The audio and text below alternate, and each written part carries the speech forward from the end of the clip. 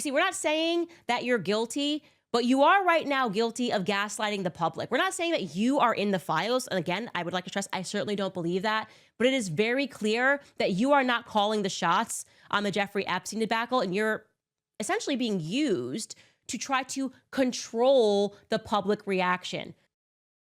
So recently, Candace Owens had a podcast where she talked about the fact that the Trump administration is still selling us lies about the Epstein story and what effectively is a cover-up.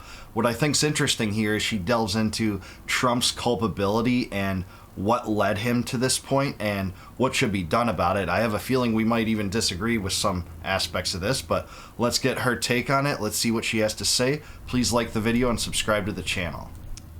All of these people are in power now. All of these people could certainly release the quote unquote list. Is it exactly a list? Is it a network of contacts? Is it video footage of people that committed crimes against children? We don't know. And we may never know, which is leading some people to ask the question, like, is Trump actually in the Epstein files? And personally, my take on that is no. But what is your opinion? Because I can't reconcile this Donald Trump with the Trump that we're seeing right now, the Trump that is gaslighting the public right now, the Trump that I voted for across multiple elections. The Epstein scandal is definitely terminal cancer to Trump's MAGA movement. There's no question about that. I actually said to my husband this week, and we were talking about it, that in order for Trump to get out of this is how bad it is, in order for him to actually make the MAGA base forget this, like potentially move on from Jeffrey Epstein, he would essentially have to come right out and repeal income tax in the United States. And then we would be extremely happy. Everyone would be very happy. And then we'd go, actually, thanks, Trump, but we still remember the Epstein scandal. I think that is so true. That is so well said. This is a story a lot of people care about. Voters that favored Trump, many of them were following this diligently and wanted answers. They wanted transparency. And that's what they expected from this president that campaigned on transparency. And so did Bongino and Kash Patel and Pam Bondi about this issue. Hey, the Trump administration's going to provide you the transparency on the Epstein case that you didn't get under Biden. That's what many people expected, so they shouldn't be surprised right now that there's so much pushback over this. And she put that perfectly. Even if they eliminated the income tax, there would still be questions. It would be amazing, but there'd be still questions. Now, whether Trump's in the Epstein files, well, it depends on what you mean by files. We know that Trump had a long-lasting friendship with Epstein that lasted, by my research, until 2004, when they vied for a certain property, a rich property, in Florida, and the two got in a bidding war over it, and then their friendship ended after that. There was no evidence. It really seemed like that they even hung out after that. Now, so we could tell or glean that an investigation may yield the fact that Trump's name might be in the files. Now, whether he was culpable of any illicit, illegal, vile activities that Epstein was engaging in, I have no evidence to think that, and I don't see any evidence to conclude that. So that's how I would say it. And that's why I don't think why Elon Musk's revelation that Trump is in the Epstein files, if he even knew that, was much of a consequential thing to say anyways. Well, the list. That's how bad it is. There's just no making anybody forget about this Epstein scandal. It's a major fumble. And I want to be very clear, Trump's team knows that. Everything they are doing right now indicates that they are in panic, a full-blown panic. And what I mean when I say Trump's team, I kind of mean the Zionists that are around Trump and have been kind of running everything behind the scenes. Now let's back up here, because in case you missed it over the weekend, the first thing that transpired was that there was a confirmation that the footage, remember, it's supposed to be the raw footage from Jeffrey Epstein's cell. This is so transparent. You can watch this footage yourself. We're dropping 10 hours of raw footage for you to climb through. Turns out, actually, the footage was edited. Here's the story that broke and trended over this weekend. The headline is coming from Wired, and it tells us that the metadata shows that the FBI's quote-unquote raw Jeffrey Epstein prison video was likely modified. Now, we've gone over what metadata is for those of you that are not up on your computer literacy, but we looked at this, the Justin Baldoni case. You can kind of go in and see when certain files were uploaded, learn about the path of those files. And they took a look at the metadata that was embedded into the video. At Wired took a look at this. They analyzed it, and their forensic experts concluded that rather than this being some direct export, which it would have to be raw footage from the prison surveillance system, the footage was modified. Yeah, there are some other people weighing in that you could actually see watermarks or some graphical display showing that a video editor was used in the footage itself. But that's no doubt true. And what's so crazy about this is Kash Patel just appeared on Rogan maybe a month ago or so and talked about how, yeah, the American people, you're going to get that footage, the cell footage. I think he referred to it as the cell footage.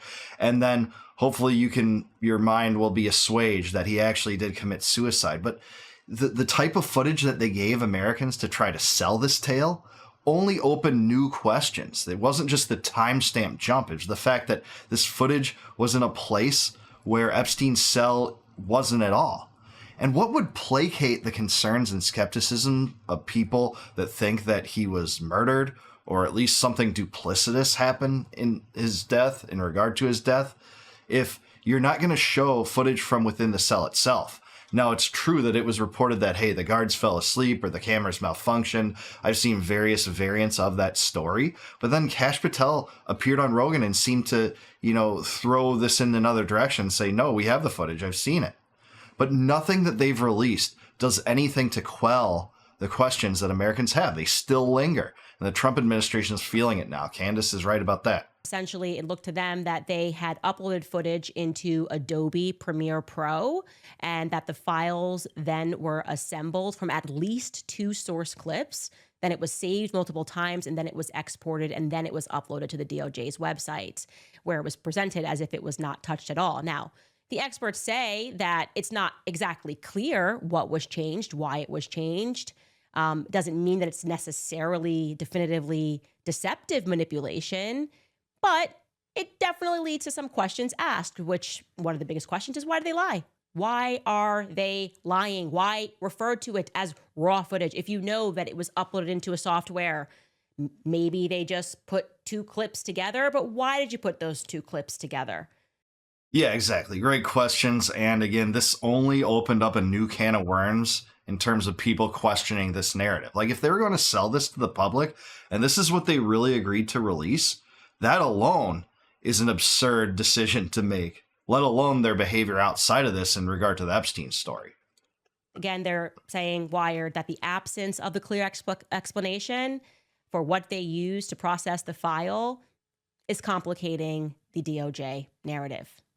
And there are a lot of red flags that keep adding up here, right? If you're paying attention, foremost, the prison footage that they released, if they actually wanted to be transparent, again, pardon me and my common sense here, but if they wanted to be transparent, shouldn't we have seen in that footage some prison guards or correctional officers sprinting to his cell once they got the call and they realized that somebody had committed suicide? It would have been, I think it would have been prudent for them to release footage of a bunch of people chaotically running towards the cell. Because you might say, oh, well, they didn't want to show footage of him being pulled out of the cell because, that footage it's really hard to take a look at. It's a dead person. That's way too much. Let me remind you that they already showed us dead Jeffrey Epstein. 60 Minutes did a whole special on it, and they showed who they're alleging is Jeffrey Epstein to, put the public conspiracy theories to bed. This is him, bloodied, bruised. This shows, the noose that was around his neck. 60 Minutes already did that. Yeah, it's true. They did do that. And there are some pictures of his corpse, not only, in one location where it looks like it might have been an autopsy or something, but also in a location where his body was taken outside to be transported away. You have seen that already.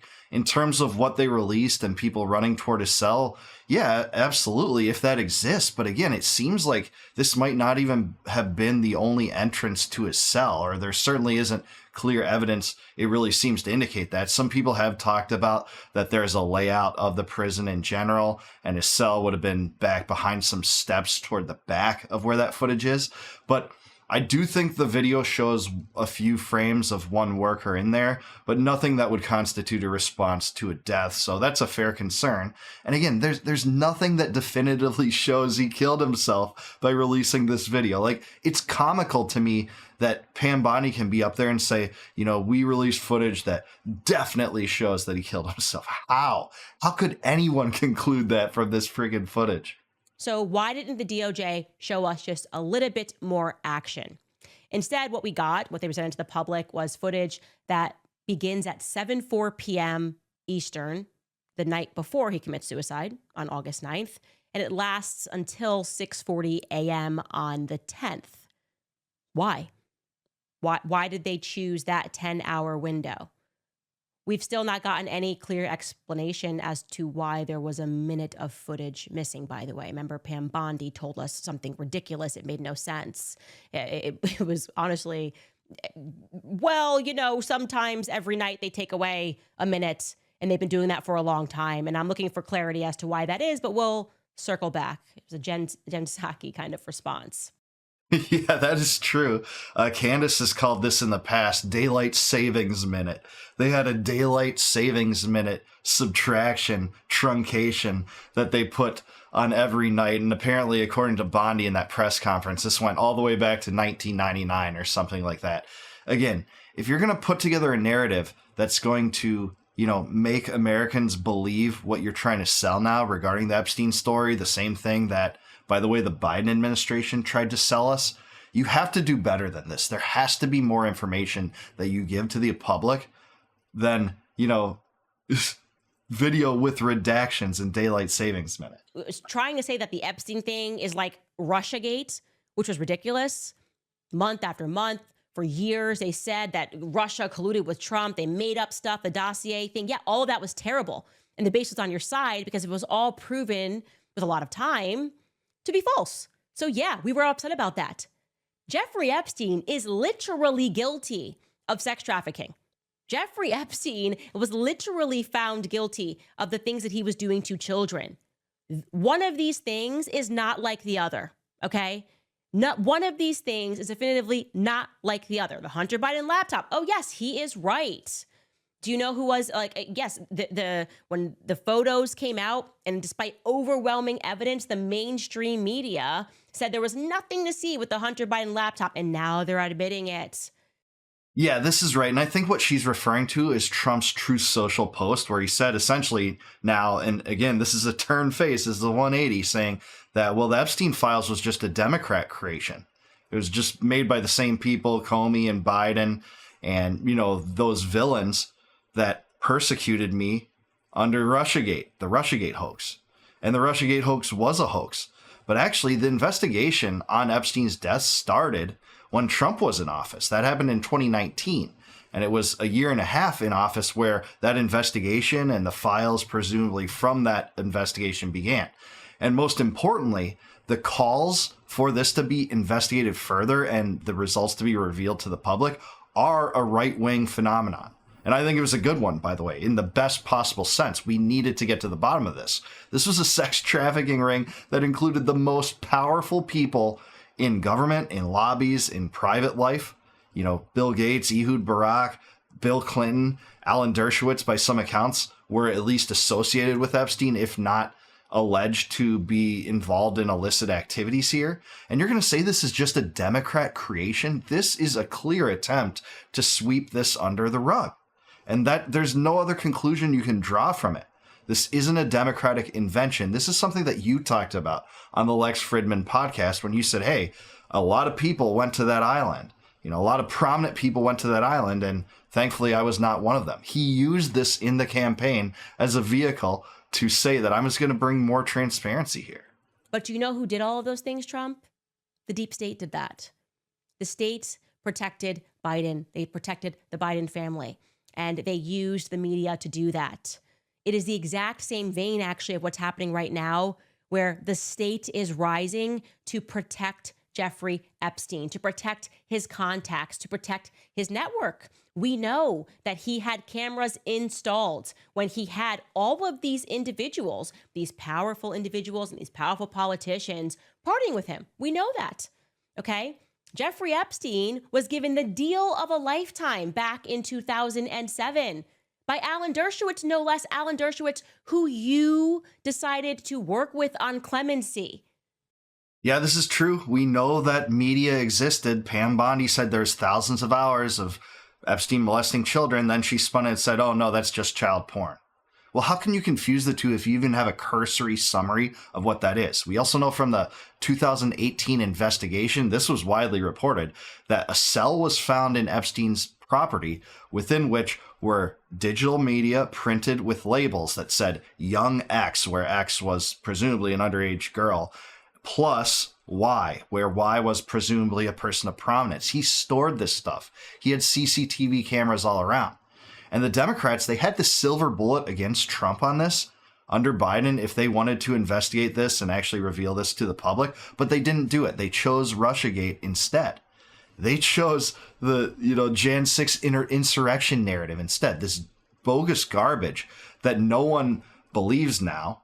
Some did before. They said this was the biggest scandal ever, but they didn't use this against Trump. They didn't bring up Epstein by and large.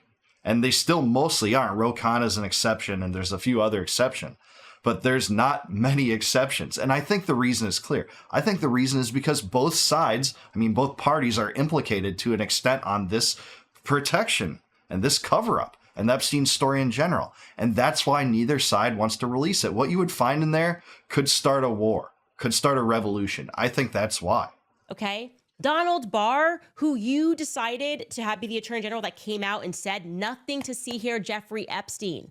You see, we're not saying that you're guilty, but you are right now guilty of gaslighting the public. We're not saying that you are in the files. And again, I would like to stress, I certainly don't believe that, but it is very clear that you are not calling the shots on the Jeffrey Epstein debacle, and you're essentially being used to try to control the public reaction to those files not being released.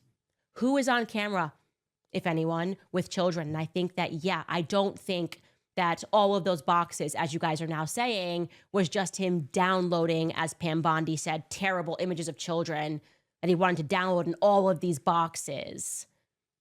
I don't believe that. I don't buy that. Okay. And again, what is happening now is it seems like you think your base is stupid.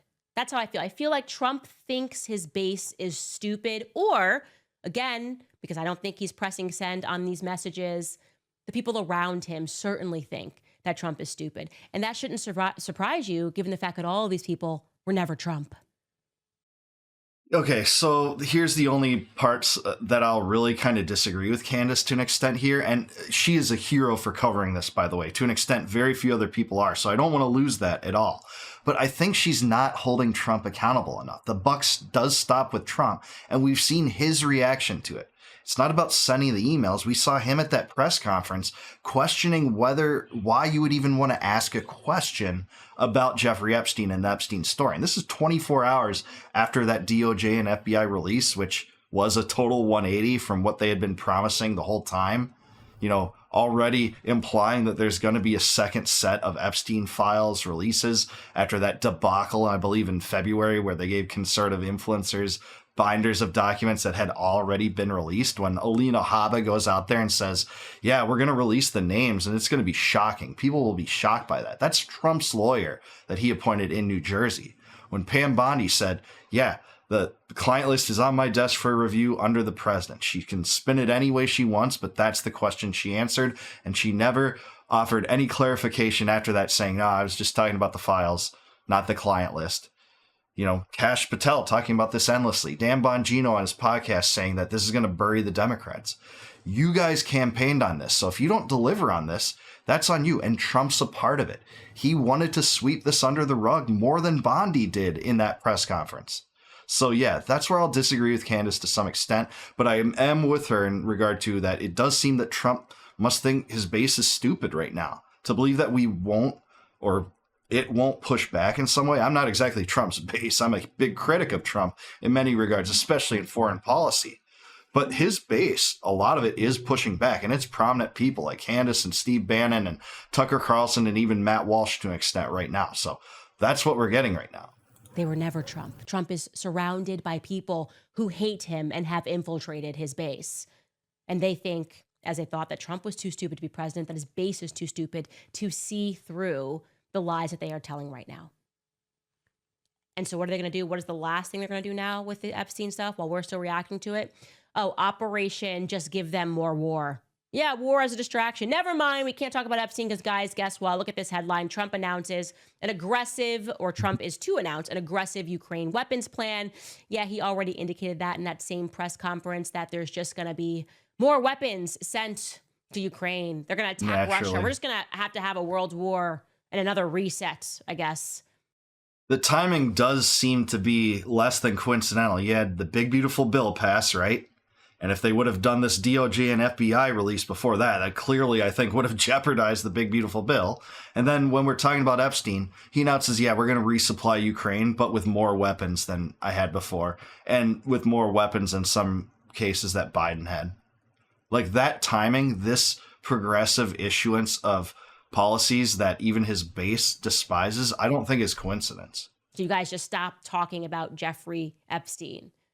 And Yep. I am telling you that I will be the very last person that will stop talking about Jeffrey Epstein. I will do his entire genealogy backwards and forwards, including everybody around him, hit their genealogy before we let go of this. Because when it comes to children, I'm telling you guys, the left and the right, we have definitely got to come together on this and not let it go. So I'm with her on that. I am so glad to hear her say that. That's downright heroic as far as I'm concerned. And if Trump really wanted us to forget Epstein, he'd release the information that we're looking for, his associates, who he was involved with, and specifically which intelligence services he was working with or possibly an asset of. Or if he didn't even want to do that, he could be like, I'm ending all support to Ukraine and I'm not asking for any more. Zelensky will have to deal with Putin on his own, secure a peace like Putin offered in Istanbul, and the Europeans will have to deal with that. That, more than anything, would be able to shut Americans down on Epstein to some extent. Trump's not going to do either of those things. So that's where we're at right now. So that's what I'm going to say about that topic. Also going to tell you what Tucker, who I am very concerned about. All right, you guys, Tucker Carlson. Tell you something about him. He is the man of the hour, potentially the man of the last couple of years. His exit from Fox News, legendary. You know, he's not going to stop talking about what's going on in Ukraine, the Ukraine corruption. They kick him out. They're like, no, you cannot stand up to the military-industrial complex. I wouldn't even say he rebuilt. It was like he never left. And yeah, when you talk about the military-industrial complex, inevitably you're going to land back. You're going to be discussing Israel. That's just how it works. And he's been discussing Israel from a military-industrial complex perspective, but also he is speaking about Jeffrey Epstein. And now Israel is rising up against Tucker. They already were, in case you missed it, but they are raising alarms. So first and foremost, I'll tell you what he said. I'll show you what he said. He was speaking at Turning Point USA, their annual conference that takes place in Tampa, Florida. And here is what he said. And the crowd, which means young students coming up, loved it. Take a listen. And I think the real answer is Jeffrey Epstein was working on behalf of intel services, probably not American. And we have every right to ask, on whose behalf was he working? How does a guy go from being a math teacher at the Dalton School in the late 70s with no college degree to having multiple airplanes, a private island, and the largest residential house in Manhattan? Where did all the money come from? And no one has ever gotten to the bottom of that because no one has ever tried. And moreover, it's extremely obvious to anyone who watches that this guy had direct connections to a foreign government. Now, no one's allowed to say that that foreign government is Israel because we have been somehow cowed into thinking that that's naughty. There is nothing wrong with saying that. There is nothing hateful about saying that. There's nothing anti-Semitic about saying that. There's nothing even anti-Israel about saying that. I've spent my entire life pretty much in Washington, where I knew and loved a number of people, including one very close person who worked at CIA. That has never prohibited me from saying, I think the CIA has done some horrible things, murdered a bunch of people, participated in the murder of a sitting US president. It's got a whole trail of crimes. That doesn't make me a disloyal American. It doesn't make me anti-American in any sense. I was born here. My family's been here for hundreds of years. I love this country. That's why I live here. So criticizing the behavior of a government agency does not make you a hater. It makes you a free person. It makes you a citizen. You're allowed to do that. Right on. Because you're not a slave. You're a citizen. Okay, a lot I could say here. First and foremost, just Tucker is on that stage. I don't see myself there. And yet you are going to see that in this response to this, my name gets drafted again. It is very clear by now that Tucker and I are on Israel's list. We saw that with Operation Mocking Pastor. Every pastor just suddenly getting inspired to go after Candace and Tucker as if we work together. We don't work together. I haven't done a show in years. but they are finding that we are too effective in waking up people to the Israel question. And we've got a lot of questions about Israel. Yeah, no question about that. And man, there's something just so uplifting in that response. And I'm so glad, again, Candace is covering this and Tucker Carlson's talking about this too. But in that response, just think about that. This is a conservative activist group, big Trump supporters. And Trump is very influenced by the Israel lobby, by the way, and pro-Israel concerns, pro-Israel policies. He often boasts about it. He moved the U.S. Embassy to Jerusalem. He supported the Abraham Accords. He boasts about, how Netanyahu is a war hero. He pleaded with the Knesset to drop corruption and fraud charges against him. He makes excuses for the genocide in Gaza. He wants to continue to bankroll Israel throughout all of this. He allowed Netanyahu to greenlight the violation of a ceasefire that he orchestrated when he went into office. But just think about that. Under that backdrop, this young conservative audience is cheering Tucker on when he has the nerve to say that it's most likely that Epstein, if he was working for an intelligence service, was working for Israel, was working for Mossad.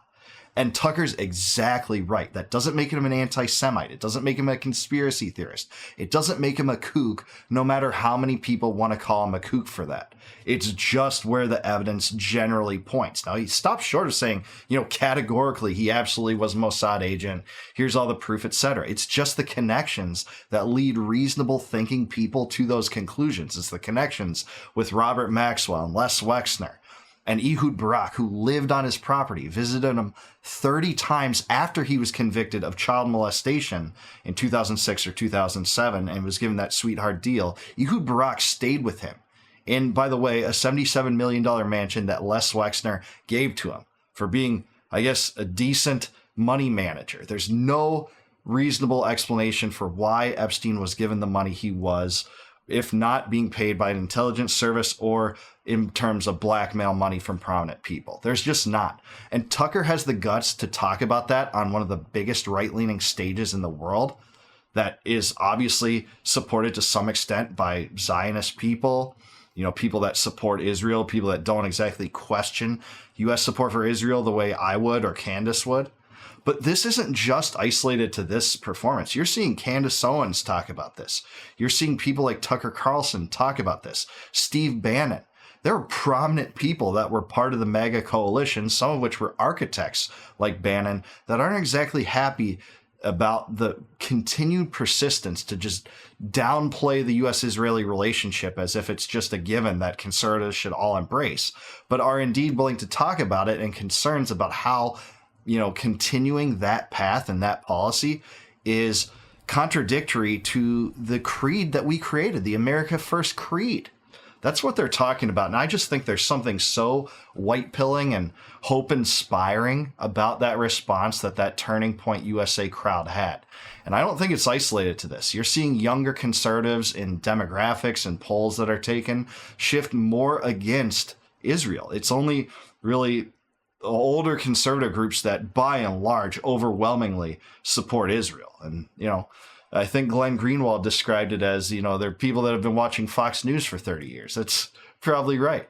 But the old legacy media is dying and the new independent media is rising up. They're seeing what happens and how U.S. policy, when intertwined with Israel, led to the strike in Iran, this possible Epstein cover-up, the genocide in Gaza. A lot of people don't want anything to do with that, regardless of whether they're on the left or the right. So it's a good thing to see people on the right waking up to this. And that was just a microcosm of this playing out right now in conservative politics. But what do you think? Let me know in the comments below. Is Candace Owens right about this? Is there any kind of reservation you'll have with some of what Candace Owens said? Is Trump being used by members of his administration, or is he more in on this cover-up? Let me know in the comments down below. Like the video, subscribe to the channel, subscribe to Candace too. She's done an amazing job covering this story, despite, the small disagreements we do have in some areas of this. And please consider supporting me as a YouTube member. If you click the join button below, you can get access to all my videos before they're released to the general public on YouTube, and you'll support the channel financially, and I will really appreciate that if you go that length. And until I see you guys next time, no more war, no more debt, no more inflation, and no more empire. Peace out, guys. Catch you in the next one.